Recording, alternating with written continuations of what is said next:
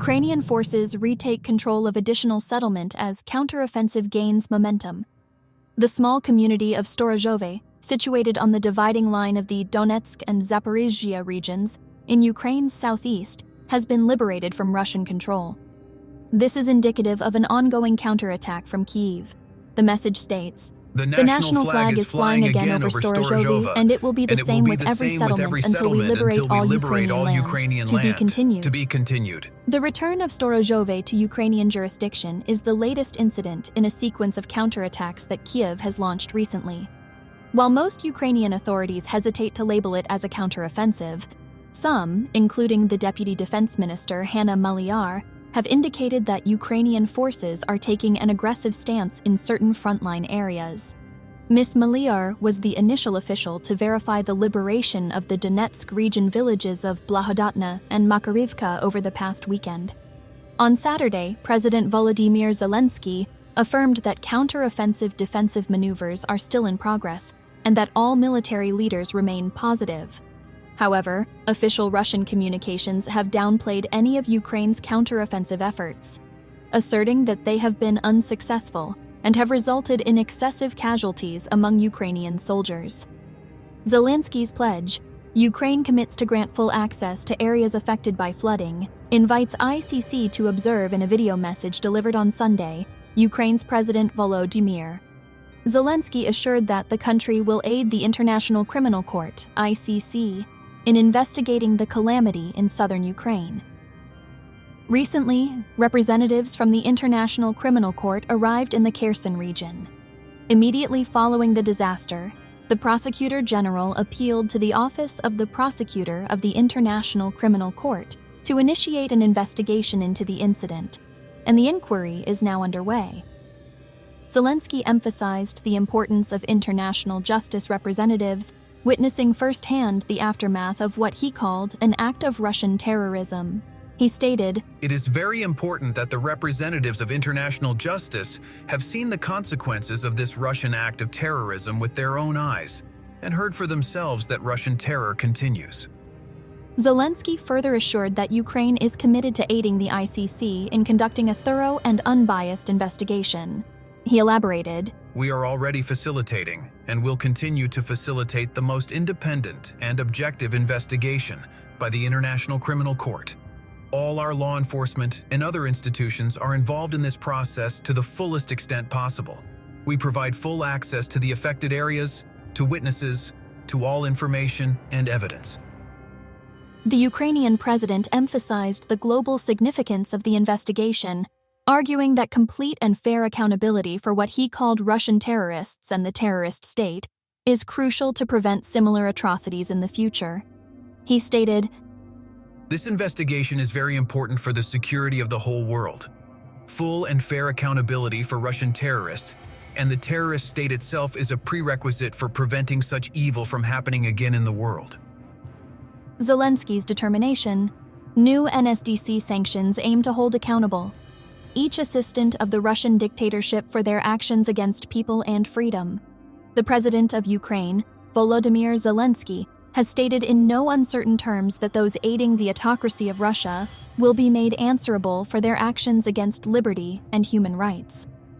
He was speaking in the context of the recent sanctions by the National Security and Defense Council, NSDC, against a comprehensive list of 178 individuals. Today, our state has taken another sanctions step against those who serve the evil that the Russian state has become, against those who helped to destroy freedom in Russia and play a key role in the repressions on the temporarily occupied territory of Ukraine and in Russia itself. He said in an evening video message, in no uncertain terms, Zelensky emphasized that Ukraine will not rest until every single individual on this list, each one an aide to Russia's autocratic regime, is held liable for their actions against human rights and freedom. A total of 178 of these individuals were added to our sanctions lists at the request of the Security Service of Ukraine. And we will do everything to make sure that each and every one of these accomplices of the Russian dictatorship is held accountable for everything they have done against people and freedom. For every broken destiny and every criminal decision that helped Russia turn into a terrorist state, the president said. As was widely reported on Sunday, June 11th, President Zelensky enacted a decree which brought into effect a decision made on the same day by the National Security and Defense Council, NSDC. This decision involved the application and adjustment of personal special economic and other restrictive measures, or sanctions, against 178 individuals. This list includes judges from the Russian Federation, members of Russia's Constitutional Court, and judges who have dishonored their oath to Ukraine. Ukrainian Red Cross Society commits to assisting in the restoration of Kyiv region. In an effort to support and revitalize the region of Kyiv, representatives of the Ukrainian Red Cross Society, URCS, convened with the leader of the Kyiv Regional Military Administration, Ruslan Kravchenko. On Saturday, the URCS took to Facebook to report that they had met with Kravchenko to deliberate on strategies to rehabilitate and reconstruct the region, which has been significantly impacted due to being one of the primary targets during the Russian Federation's assault. Among the pivotal topics discussed in the meeting were URCS's plans to contribute towards the establishment of shelters within educational facilities, the growth of the mental health center, and active involvement in the process of rehabilitating and socially reintegrating those disrupted by the conflict. The discussion also prioritized the question of assistance to evacuees from the Kherson region. Representatives of the Ukrainian Red Cross Society met with head of the Kyiv Regional Military Administration, Ruslan Kravchenko, to discuss the development and restoration of the region, which was one of the first to take on the attack of the Russian Federation, the URCS reported on Facebook on Saturday. Since Russia initiated its comprehensive invasion of Ukraine, the URCS in the Kyiv region has distributed humanitarian aid to more than 75,000 internally displaced individuals, facilitated psychosocial support programs for over 7,000 people, offered shelter to more than 500 bourgeois women, and lent a hand to medical and social institutions. The URCS has designated approximately UAH 20 million for repairing windows shattered by explosions in homes throughout the Kyiv region, and committed UAH 1,400 to back the shelter program. On top of this, they've been instrumental in the refurbishment of 5 healthcare institutions. Manufacturer confirms Ukraine's acquisition of 5 additional Patriot systems by the end of 2024. The chief executive of Raytheon Technologies, Greg Hayes, has informed the Wall Street Journal that the production of Patriot air defense systems is being ramped up to 12 batteries annually.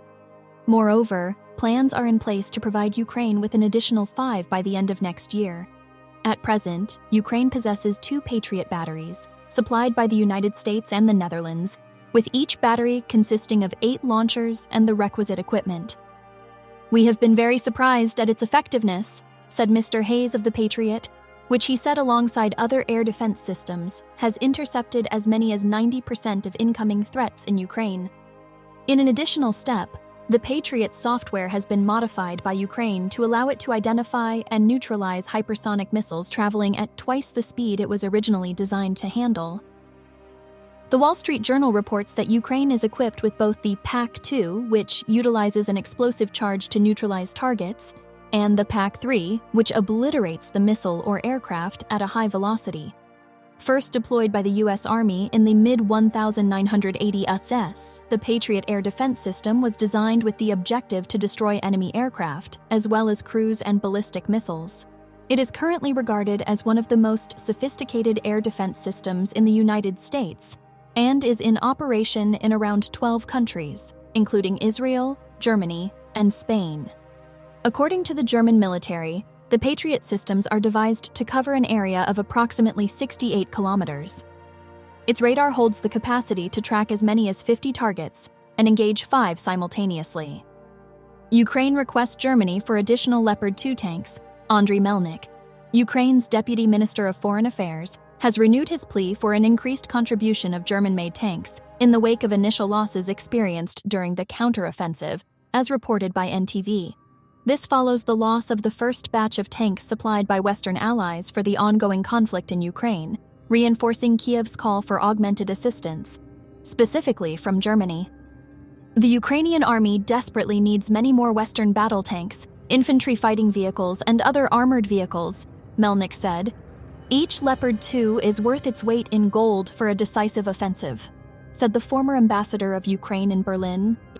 He asserted that the German armed forces, the Bundeswehr, has the capacity to contribute more than the 18 units already provided from their inventory of over 300. He proposed that the present count could be tripled without jeopardizing Germany's ability to defend itself.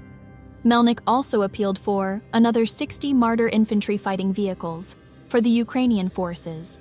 His plea found support in CDU security politician Roderick Kiesewetter. Allies should immediately replace all destroyed equipment, including Leopard battle tanks and armored personnel carriers, and deliver additional equipment, he said. Echoing this sentiment, Markus Faber, a military politician from the Free Democratic Party, maintained that clear statements about the replacement of lost material could fortify the counteroffensive.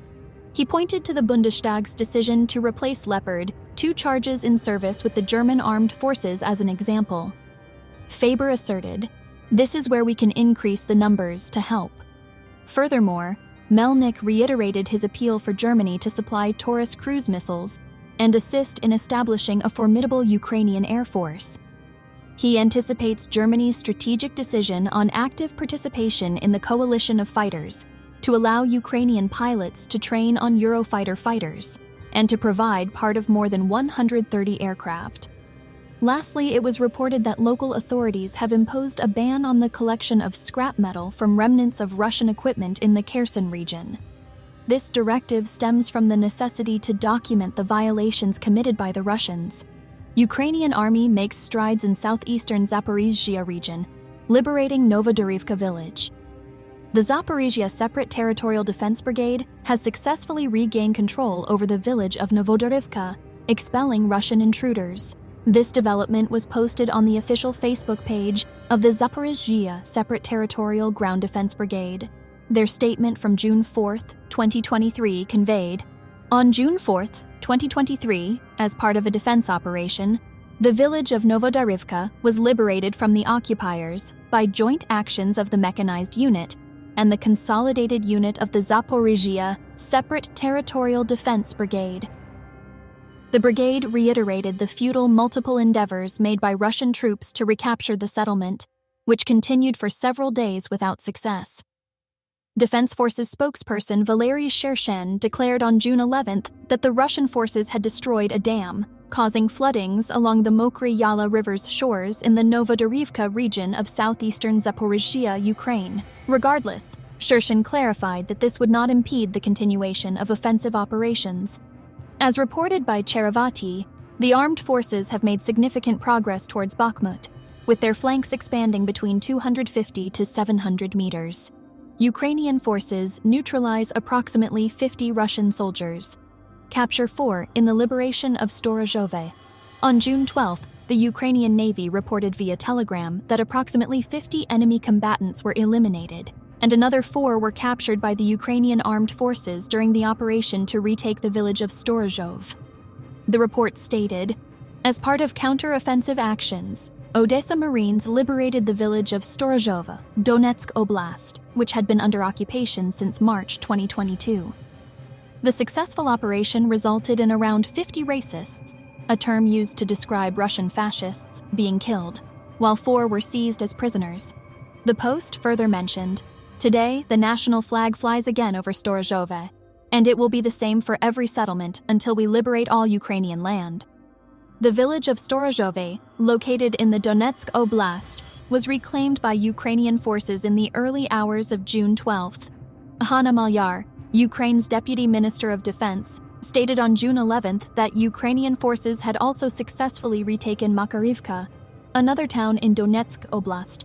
In addition, the liberation of the nearby Blahodatna in Donetsk Oblast was confirmed. Additionally, members of the 7th Separate Battalion of the Arai Ukrainian Volunteer Army, serving under the 129th Brigade of the Territorial Defense Forces of the Ukrainian Armed Forces, stated that the defense forces had recaptured the village of Neskuchna in the Volnovakha district of Donetsk Oblast on June 10th. Russians carry out 74 overnight attacks on Zaporizhzhia settlements, resulting in injury to a woman. In the last 24 hours, enemy forces have carried out 74 attacks in the Zaporizhzhia region, causing injury to a 50-year-old woman, according to Yuri Malashko, the chief of the Zaporizhzhia Regional Military District Administration, as per Ukrinform's reports on Telegram. Malashko's statement noted, "The enemy launched 74 attacks in 17 localities of the region, 4 MLRs attacks on Chervon and Stepov, 70 artillery attacks on Hulye Pole, Zaleznichne, Olhivsky, Temirivka, Novoandriivka, Kamyanske, and other frontline villages. During one of these assaults, a woman in her 50s was wounded in Novoselivka. Ukrinform has also reported that near the village of Novodarivka in the Zaporizhzhia region, Russian forces have demolished a dam, leading to floods along the Mokry Yali River's banks. Tragedy strikes at Kakhovka HPTP. 10 lives lost, 42 individuals reported missing. Following the explosion of the Kakhovka HPP dam by Russian forces, 42 individuals, including 7 children, are currently unaccounted for, and 10 fatalities have been reported. This information was relayed by the Ministry of Internal Affairs of Ukraine via Telegram, as Ukrinform reports.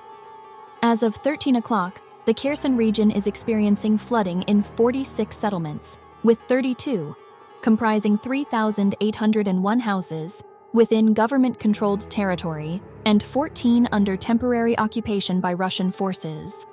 The statement further elaborated, 2,743 people have been evacuated, including 205 children and 76 people with limited mobility. 8 people were killed, 42 people are missing, including 7 children. Flooding has impacted 31 settlements in the Mykolaiv region, where 982 individuals, including 167 children, were evacuated, and 2 deaths occurred. In the Dnipropetrovsk region, nearly 165,000 subscribers across 32 settlements are without a water supply. The responsible company is persistently delivering water and exploring possibilities for a stable provision. Internal Affairs Minister Ihor Klimenko confirmed, "We are recording a steady decrease in the water level in the flooded settlements. We are stepping up security measures to prevent injuries and thefts." The police have received numerous reports from residents of the Kherson region regarding the flooding of their personal property, with a total of 1927 reports being recorded. Ukrinform also reported that the Interior Ministry plans to propose an extension of the curfew in Kherson to expedite the mitigation of the consequences of the Russian forces' destruction of the Kakhovka hydroelectric power plant dam. Russians boast of destroying Ukrainian tank with UAV, unaware it was a dummy. The Ukrainian military has rebutted a claim made by the Russians asserting that they successfully destroyed a Ukrainian tank with a Lancet kamikaze drone. In reality, what the Russian forces targeted was a wooden decoy. This information was provided by the K2 unit of the 54th Separate Mechanized Brigade on Facebook. The details are as follows. On June 11th, Russian channels circulated a video online that allegedly depicted a tank being destroyed by a Lancet kamikaze UAV. However, on June 12th, a new video surfaced from a different perspective, in which the videographer reveals that the tank was, in fact, a wooden model. Defense officials pointed out that showcasing a failure as a success is a surefire way to identify a Russian. Simultaneously, they urged Ukrainians to scrutinize the sources of their information, given the high intensity of Russian psychological operations. Ukrainian forces successfully liberate Storozhov. The 35th Separate Marine Brigade, named after Rear Admiral Mikhailo Ostroradsky, has liberated Storozhove. The Ukrainian flag is flying over the village again, Deputy Defense Minister Hanna Malyar has said on Telegram and the Joint Press Center of the Tavria Defense Forces on Facebook. The national flag is flying over Storozhov again, and it will be the same with every settlement until we liberate all Ukrainian land. Thank you, the 35th Rear Admiral Mikhailo Ostroradsky, Separate Marine Brigade, Malyar said. Marine Doc, who took part in the liberation of the settlement, said the operation began around 5 a.m. We disembarked from armored vehicles and started the assault. At first, the enemy put up resistance, trying to overwhelm us with their artillery. We managed to turn the tide, take the initiative into our own hands, and liberate the village house by house, he said. The defenders killed about 50 occupiers and captured 4. The Ukrainian military added that the Russians abandoned their ammunition while fleeing. Storozhovi is located in Volnovakha district of Donetsk region. Yesterday, the Ministry of Defense confirmed the liberation of Blahodatna and Makarivka. Soldiers of the 7th Separate Battalion have also announced the liberation of Neskuchna in Donetsk region.